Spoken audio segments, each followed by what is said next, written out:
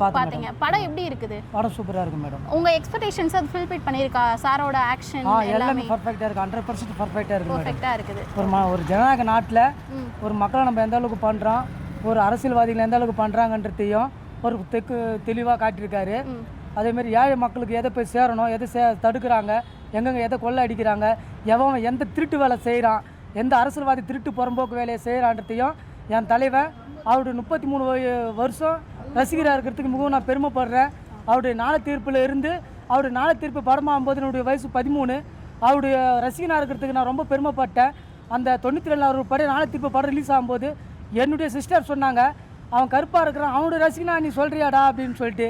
அதே 1996 போ உனக்காக படம் பார்த்துட்டு என்னுடைய சிஸ்டரே சொன்னாங்க, உண்மையிலே பர்ஃபெக்ட், உண்மையிலே ஒரு சூப்பர், ஒரு கிராமத்தினுடைய நடிகராகவும், ஒரு மக்களுடைய நாயகனாகவும், ஒரு பெண்களுடைய சொந்த அண்ணனாகவும், ஒரு காதலுக்கெல்லாம் ஒரு மகா தாஜ்மஹால் மாதிரி என் தலைவர் இருந்ததை நினச்சி நான் பெருமைப்படுறேன்.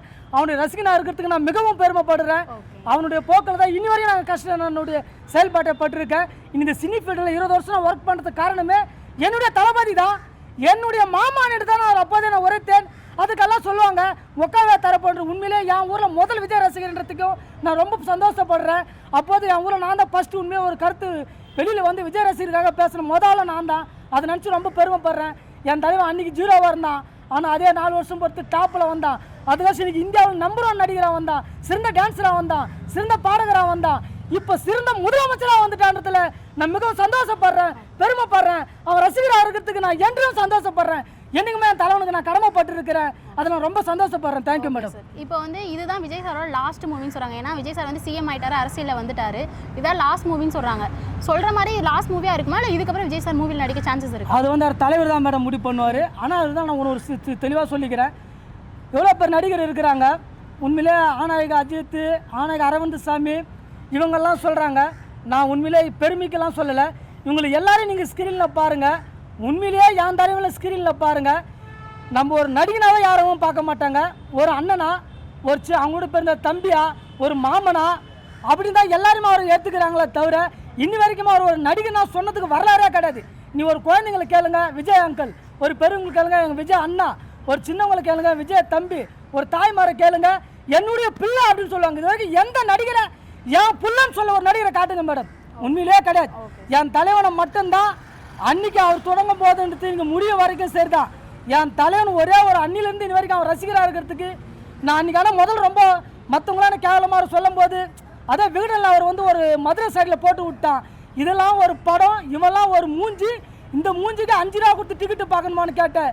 அதே விகடன் தான் 1996 அவரோட வாசலில் பூ உனக்காக விருது கொடுக்க நின்னான். அப்படி வச்சவன் என் தலைவன். அன்றைக்கி 4 வருஷத்தில் பண்ண சாதனையை இன்னைக்கு 33வது வருஷத்தில் முதலமைச்சராக சாதனை பண்ணியிருக்கிறான். இப்படி இந்தியாவில் மட்டும் இல்லைங்க, நீ உலகத்தில் ஒரு நடிகரை காட்டுங்க பார்ப்போம். உண்மையிலே கிடையாது. ஓகே சார், இதுக்கப்புறம் விஜய் சார் மூவி நடிக்கணும் அப்படின்னு நீங்கள் எக்ஸ்பெக்ட் பண்ணுறீங்க? ஒரு மிகப்பெரிய வருத்தம் நானா, அந்த அழகான சிரிப்பு, அந்த அன்பான பாட்டு, அந்த அசுத்தலான நடனம், இதெல்லாம் பார்க்க முடியலன்ற ஒரு மிகப்பெரிய வருத்தம் இருந்தாலும் என் தலைவர் சொன்னா பார், குறி வைக்க மாட்டேன், அப்படி வச்சா குறியை தப்ப விட மாட்டேன்னு சொன்னார் பார். அதை நினச்சி ரொம்ப சந்தோஷம் படுறேன். ஏன்னா உண்மையில ஒரு மனிதன் வந்து நினச்சிதான் சாதிக்கிறதுன்றதை விட மக்கள் நம்ம அதுவும் தமிழ்நாட்டு மக்களில் ஏற்று ஜெயிக்கிறத அது இன்னொரு முக்கியமானது. தாத்தாவை 1977 சிஎம் ஆனார். ஆனால் அதே தாத்தா 1972 டிஎம்கேல இருந்து ஒரு 10-15 வருஷமாக அரசியலுடைய கருத்தில் இருந்து தெரிஞ்சு வந்து தான் அவருடைய எம்எல்ஏலாம் அனுபவம் இருந்து வந்து தான் அவர் சிஎம் ஆனார். ஆனால் தாத்தா உண்மையிலே ஒரு பெரிய வல்லல், நான் இல்லைன்னு சொல்ல வரல. ஆனால் அதே தாத்தா கூட எந்த ஒரு அரசியல் உறுப்பினரோ எதுவுமே இல்லாமல் வரல. அவருக்கும் ஒரு அரசியல் 5 வருஷம் அனுபவம் இருந்தது. ஆனால் என் தலைமை எந்த ஒரு உறுப்பினரும் கூட வார்டு நம்பரும் கூட கிடையாது. ஆனால் டைரக்டாக ஒரு உலக வரலாறுலையே கட்சி ஆரம்பிச்சு 2 வருஷம் சிஎம்னா அது என் தலைவன் தான். அதை நினச்சி சந்தோஷப்படுறேன். ஆனால் ஒரு ஸ்கிரீனில் பார்க்க முடியலன்னு மிகப்பெரிய வேதனைப்படுறேன்.